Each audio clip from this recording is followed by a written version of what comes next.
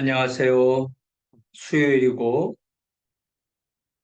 오늘, 로마서 7장, 7장이 전체가 25절인데, 반을 나누어서 12절까지 먼저 보겠습니다.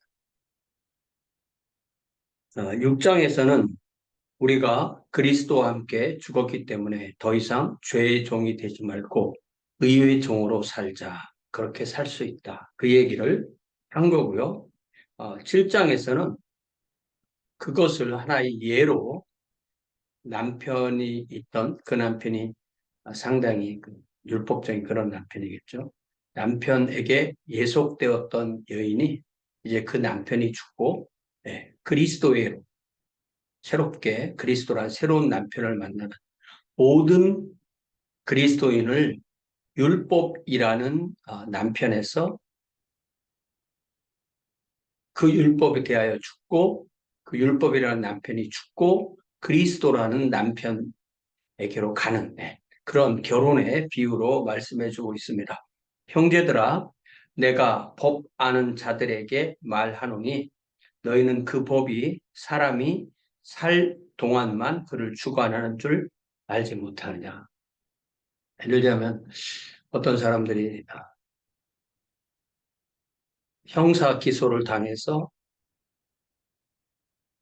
그 죄를 물으려고 할 때에도 그 사람이 죽으면 그것이 기소를 할 수가 없으니까 그 사람한테 죄를 물을 수가 없으니까 끝나는 거죠. 그래서 그 법이 사람이 살 동안만 그를 주관한다 이렇게 말하는 거죠.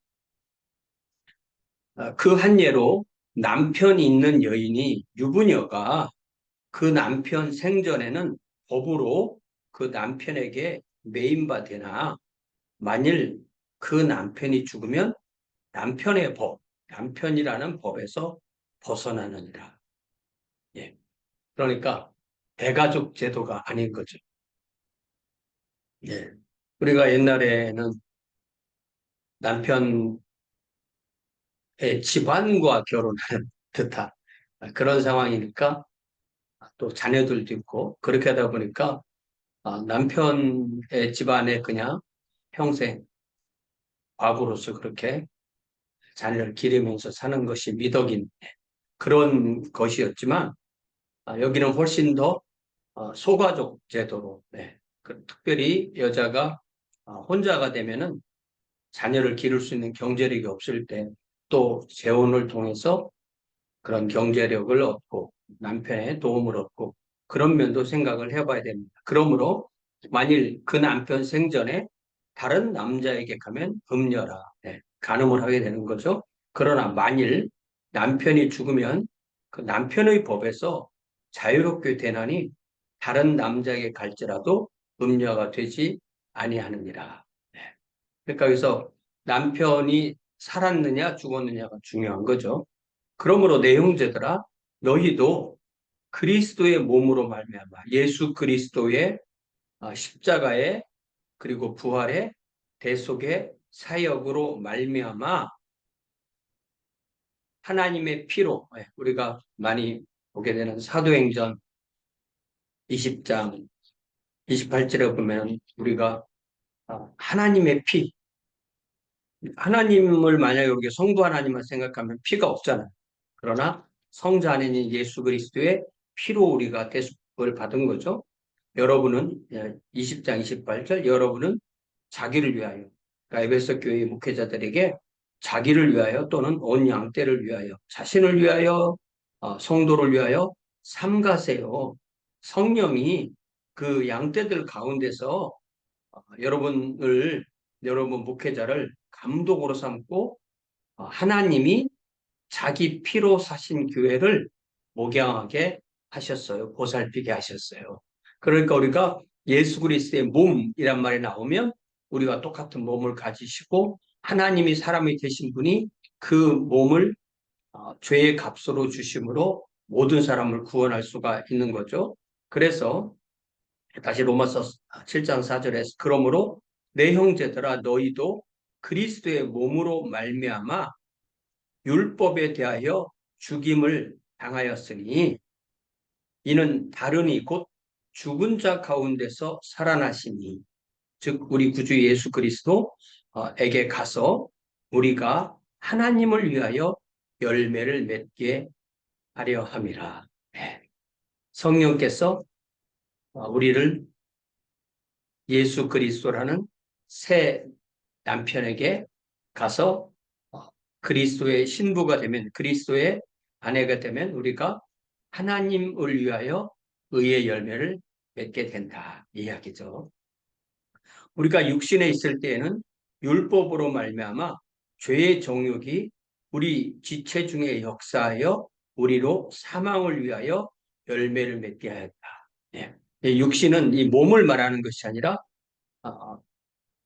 죄의 본성, 죄의 심플 네이처, 아담의 원죄 아래 내려오는 우리의 죄의 본성을 말하는 거죠. 죄의 본성에 있을 때는 율법에 의하여서 그 죄가 불러오는 정욕이 우리 몸을 움직여서, 우리 지체를 움직여서 우리가 사망을 위한 열매, 하나님을 위한 열매가 아니라 죽을 열매를 맺게 하였더니, 이제는 우리가 얽매였던 것, 율법이라는 남편에 대하여 이제 죽었기 때문에, 이제 끊어졌기 때문에, 남편이 죽었기 때문에 남편과 관계도 끊어졌기 때문에 그 율법에서 벗어났으니, 이러므로 우리가 성령의 새로운 것으로 섬길 것이, 성령 안에서 우리가 거듭난 영의 새로운 것으로 섬길 것이요 율법 조문에 묵은 것으로 아니할지니라. 예. 그러니까 성령께서 우리에게 가져다 주신 새로운 생명. 예. 그러니까 성령의 법으로, 성령의 법으로 이제 하나님을 섬기면 의의 열매를 맺게 된다. 그런즉 우리가 무슨 말을 하리요? 율법이 죄냐? 율법 자체는 죄가 아니다. 그럴 수 없느니라. 율법으로 말미암지 않고는 내가 죄를 알지 못하였으니, 그러니까 모든 죄에 대해서 그것을 글로 써놓은 것, 이걸 성문법이라고 하잖아요.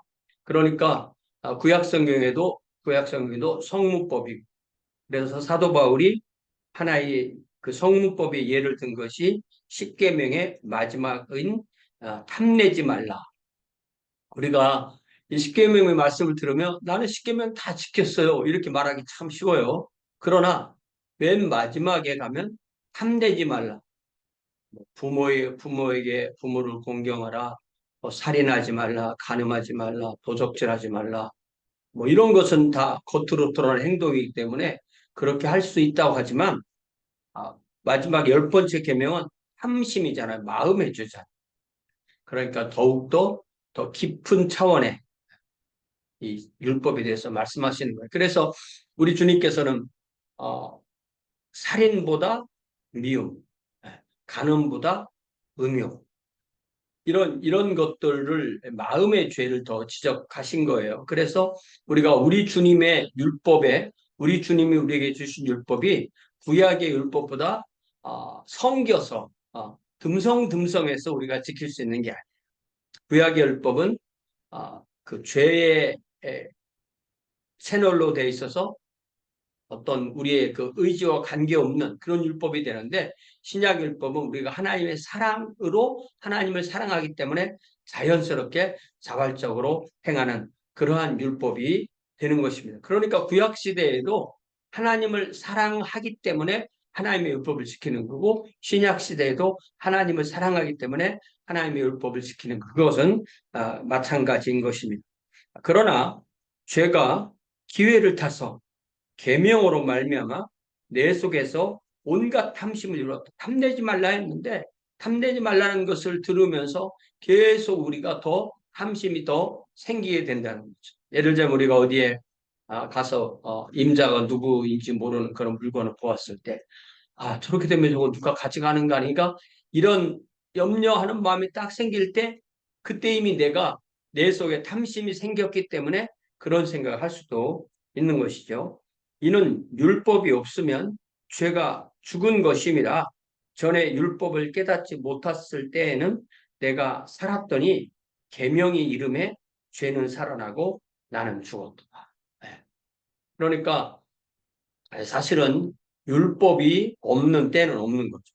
율법이 없는 때는 없고 이방인들에게도 하나님 자기들 나름대로의 율법이 있기 때문에 항상 하나님 우리에게 율법을 인식하는 마음을 주시는 거예요. 그래서 우리가 죄인인 걸 모르면 우리가 죄인인 걸 모르면 하나님이 필요가 없게 되는 거죠.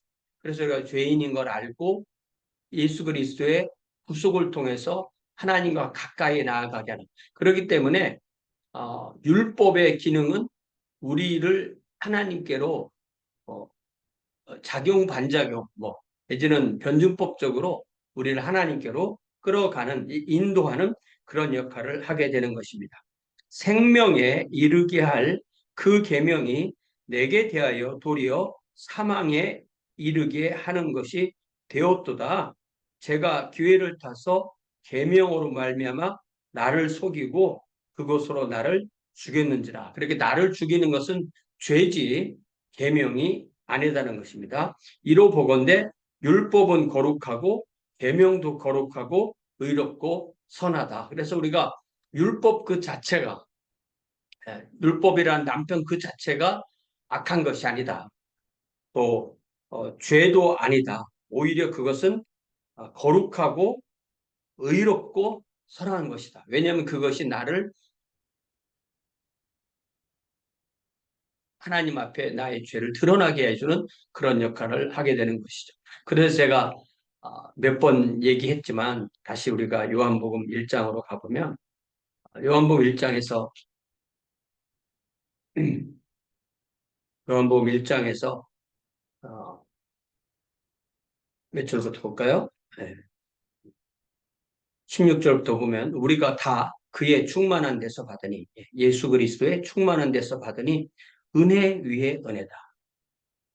그 은혜 위에 은혜니까 우리는 은혜 다음에 따라오는 은혜 이렇게 생각하는데 사실 이것은 은혜에 역행하는 은혜다. 은혜가 두 가지가 있는데 하나의 은혜는 우리를 죄인으로 고발하는 은혜 있고 또 하나의 은혜는 그 고발된 우리의 죄를 해결해 주는 은혜. 그러니까 그 은혜와 이 은혜와 이 은혜는 똑같은 은혜이지만 역행한다. 네.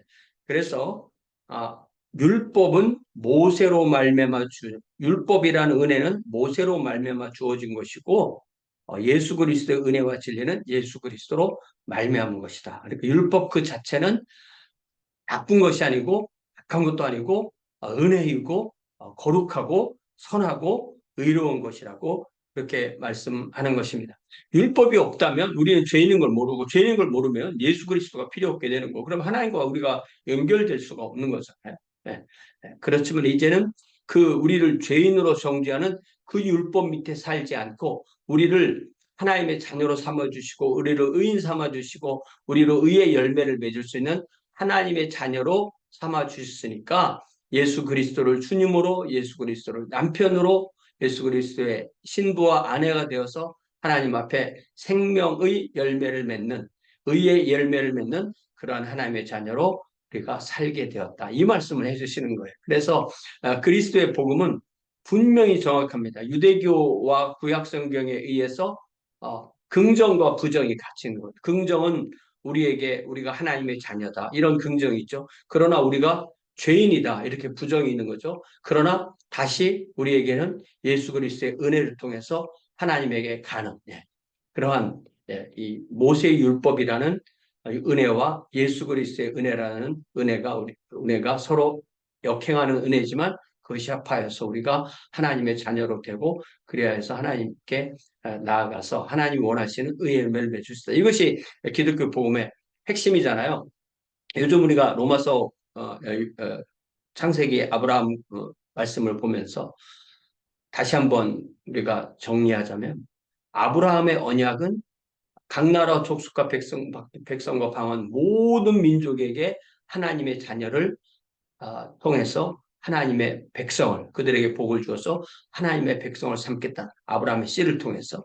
그럴 때 모세의 언약은 하나님께 주신 율법을 통해서 모든 사람이 죄인이라는 것을 드러내고 그래서 모든 사람이 죄를 지었다는 것을 드러내고 그렇지만 예수 그리스도의 보혈의 언약을 통해서 아브라함의 언약, 모세 언약, 예수 그리스도의 언약을 통해서 예수 그리스도의 보혈에 자기 자신을 의지하고 그 대속을 받은 모든 사람들, 각 나라와 족속과 백성과 방언에서 하나님의 자녀가 되는 거예요.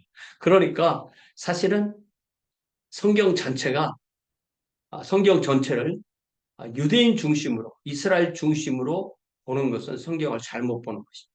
성경은 하나님과 사람, 유대인과 이방인을 포함한 전체 사람을 대상으로 하는 것으로 보아야만 온전하게 보는 것이죠. 그래서 구원이 유대인에게서 난다고 돼 있지, 유대인만 구원받는다고 한 것도 아니고 유대인이 아니면 구원받지 못한다고 한 것도 아니고 하나님의 목적은 모든 사람, 하나님의 형상으로 지음을 받은 모든 사람을 구원하시는 것이 하나님의 목적이고 그것이 바로 하나님의 왕국이라는 것을 우리는 분명히 알게 됩니다. 그러한 하나님 앞에 하나의 자녀, 하나의 백성, 또 단독자, 또 예수 그리스도의 신부로서 부르심을 받은 저와 여러분입니다. 사랑의 아버지 하나님, 다시 한번 우리에게 이 말씀을 통하여 분명한 진리의 말씀을 가르쳐 주시고 우리가 율법이라는 남편에 붙들려 있었지만 그 남편에 대하여 죽고 그리스도라는 새로운 남편을 에게 결혼한 그리스도의 신부요, 그리스도의 아내로서 살면서 하나님께서 우리를 사랑하신 그 사랑에 감사하며 하나님께서 원하시는 의의 열매, 생명의 열매를 맺게 하시니 참으로 감사합니다. 우리의 매일의 삶이 이렇게 의의 열매로 주님께 드려지는 귀한 삶으로 복 내려 주옵소서. 예수님의 이름으로 기도하옵나이다. 아멘. 네, 고맙습니다. 돌아오는 주일에 뵙겠습니다.